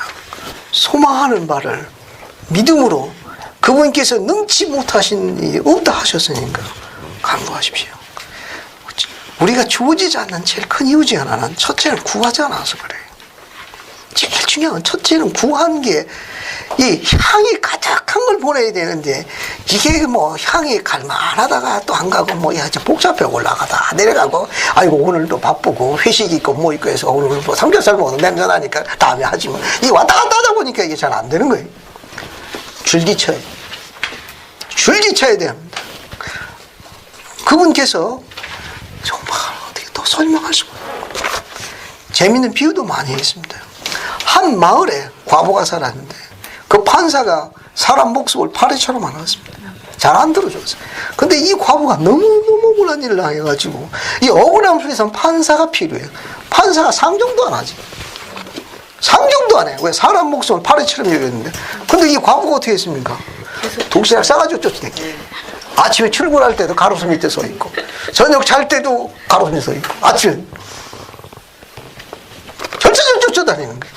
그래서 하루는 이 판사가 커튼 열고 보니까 가로수 밑에 또 그 여자가 또 서 있는데 오마 무섭고 그날 판사가 이렇게 결심했습니다.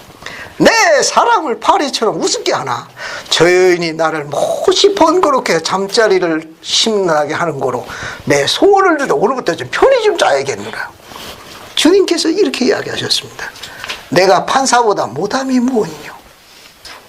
저 판사도 저리 들어주는 거들 내가 의로운 자의 종을 내가 어찌 듣지 않겠느냐? 내가 판사보다 못함이 무엇이냐?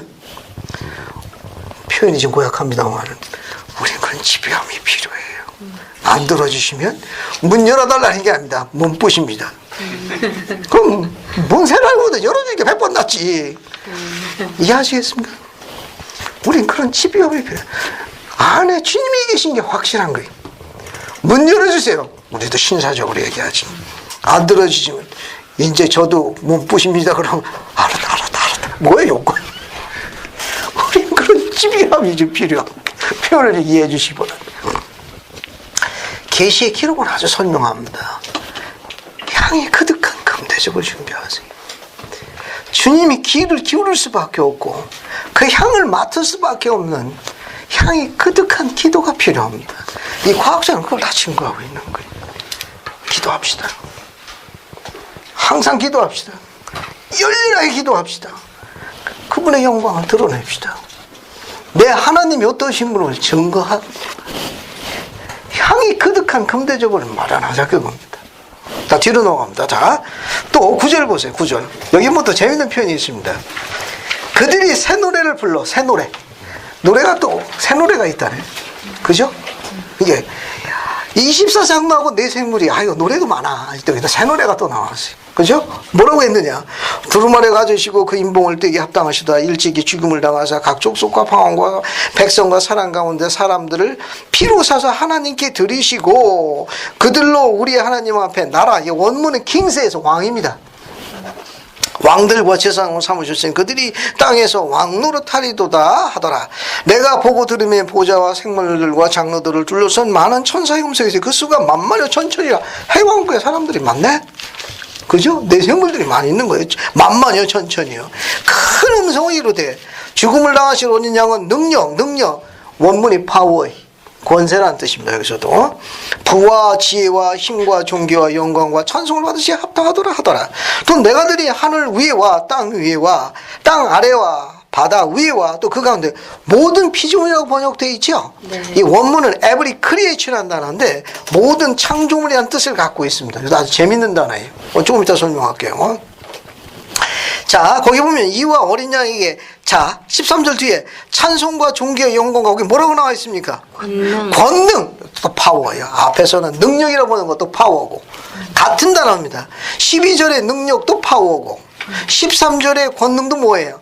파워예요. 그런데 파워를 권능을 번역했는데 다른 말씀을 연구하는 다른 성경 말씀 보존학회에서는 이걸 또 권세를 번역해갖고 시비를 봅니다. 이것도 권세를 또 번역을 해놨어. 세세토록 돌릴지어다. 내 생물이 이르되 아멘하고 장로도 없대요. 흠정력이 있는데 번역이 빠졌어요. 원문이 있는데 번역을 아예 안 해버렸습니다. 그 무슨 번역이냐? 그 가로 안에 있는 번역이 들어가야 돼. 흠정력 영문에는 있는데 아예 번역을 안 해버렸어요. 번역이 누락된 거예요. 영원 무궁토록 살아계신 분에게 이 번역이 안 돼요. 이거 원문은 거기 뒤에 있어요. Him that lives forever and ever. 즉 forever and ever는 세세토록 그런 뜻입니다. 세세토록 혹은 영원 무궁토록 같은 번역이. 어떤 성경학자들은 영원 무궁토록 번역했고 어떤 성경학자학회는 세세토록 번역해요. 두 개가 다 같은 뜻이에요. 그러니까 세세토록 살아계신 분에게 경배를 하더라 할 때 이것이 번역이 아예 안 돼버렸습니다. 자, 그러면 하나씩 설명할게요. 어딜 보시는가 하면은 맨 위에 5-5부터 봐요. 인용문 보세요. 맨 위에 5-5부터 인용문 읽고 정리하겠습니다. 자, 거기 보면 새 노래는 구세주를 향한 성도들의 크나큰 사랑과 감사와 존경을 말로 표현할 수 없음을 담고 있다. 그러니까 이 새 노래에 대한 찬양은 구속주를 향한 성도들의 크나큰 사랑과 감사와 존경을 말로 표현할 수 없는 담는 새로운 노래예요. 절 보세요. 해왕국에 가려면 새 노래 배워야 된다는 거예요. 알겠습니까? 새 노래를 여기 24장로와 내 생물과 수많은 천사들 천천만만이 전부 뭘 배웠습니까? 새 노래를 불렀어요. 알겠어요? 찬송가 자주 부르셔야 돼요. 그죠? 이런 기록으로 보게 되면 제 개인적인 생각으로는 우리 백성이 해왕국 갈 확률이 높은 민족들이야. 전 세계 민족 중에. 왜? 우리나라만큼 노래방만 어디 있어요? 우리나라만큼 새 노래방이 그냥 엄청 많이 생기거든. 일단 우리 백성이 외국에 가면 뭐가 도입됩니까? 노래방이 도입되거든. 우리 백성들이 이런 가능성이 높은 백성이에요. 꿈보단 해몽이 중요해요. 이건 뒤에 봐요. 또한 피로 사서 하나님께 드리시고라는 표현을 함으로써 예수의 희생으로 막는 속죄를 지칭하고 있습니다. 즉 피로 사서 하나님께 드린다는 말은 뭐냐? 예수 그리스도의 희생을 통한 속죄를 상징하는 거예요. 나중에 정리하시면 되겠습니다. 요한이 사용한 이는 편지나 서류를 좁은 곳을 봉하고 도장에 날인을 찍은 손양의 밀랍이었다. 이렇게 봉한 서류는 그 봉인한 것을 터뜨리지 않고서는 열 수가 없었는데 지구의 역사와 운명의 경우에 그 봉인을 열고 그 내용을 보여줄 자격을 갖춘 분은 오직 한 분뿐이, 그가 바로 곧 예수 그리스도, 유다 지파의 사자, 다윗의 뿌리요, 다윗의 씨입니다. 지구의 현세적 존재에 갇힌 그리스도의 대속을 통해서만 가능하다. 주님만이 지구가 창조된 목적을 성취할 열쇠를 갖고 계시다. 그분이 인하여 구원의 계획이 성취되는 것이며 그리스도의 속죄가 없으면 모든 것이 실패하거나 봉인된 줄은 아마 하나님의 계획은 좌절되고 말 것이다. 5-6 선지자 조셉 스미스가 가르친데 계시가 아니면 이걸 설명할 수가 없습니다. 번역은 모든 피조물인데 원문은 every creation 해가지고 모든 창조물, 같은 번역이. 자, 설명을 봅시다. 이건 조셉 스미스의 가르침에서 인용한 거예요. 여기 가장 큰 비밀 중에 하나는 요한에게 하늘에 있는 것을 보여주었다는 것입니다. 요한은 하나님께서 그가 지으신 모든 창조물, 곧 짐승이나 새나 물고기나 사람이나 그 모든 것을 구하심으로써 자신을 영화롭게 하신다는 것을 배웠습니다. 누가? 요한은 사람뿐만 아니라 그분이 지으신 창조물 가운데 해왕국에 합당한 존재들을 전부 구원하신다는 거예요. 각 종족별로. 뒤에 보세요. 하나님은 그것들과 함께 자신을 영화롭게 할 것입니다. 요한은 짐승들이 하나님께 영광을 돌리는 소리를 들었고 그것을 이해하였습니다. 짐승을 지으시는 하나님은 그 짐승들이 하는 말을 모두 이해하실 수 있었습니다. 네 짐승은 그들의 창조의 한도를 채우는 가장 고상한 짐승의 네 종류로서 그들은 다른 세계로부터 구함을 받았으니 이는 그들이 완전하였기 때문이며 그들은 그들 종족 간의 천사 같은 존재들이었습니다. 우리는 그것들이 어디서부터 온 것인지 듣지 못하였으며 나도 그것을 알지 못합니다. 다만 요한은 그것들이 하나님을 찬양하고 영광을 돌리는 것을 보고 들었을 뿐만 아니라 이해했다는 사실이. 잘 보세요. 계시의 가르침은 아주 선명합니다. 하늘의 문이 열려가지고 성령의 감동을 받아 해왕국의 존재들을 봤어요.